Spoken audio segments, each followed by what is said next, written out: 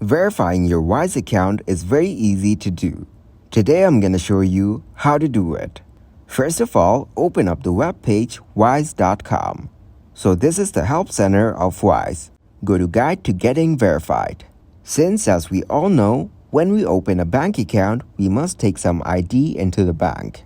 Also, same is the case with Wise. So let's see how the verification works. Here, basically, it depends on certain factors. These factors are the amounts you send, the currency you send, and how many transfers you have made. Here are the types of documents that Wise accepts. So, this includes a valid ID like your passport or national identity card. Also, Wise accepts valid proof of address document.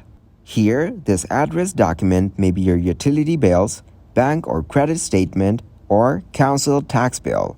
This can also include vehicle registration, photo driving license, or any other address document issued either by the government or by any financial institution.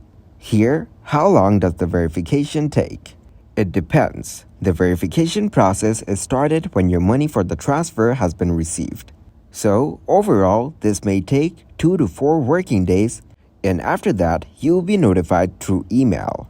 So, this is the simple tutorial about your verification process here at wise.com.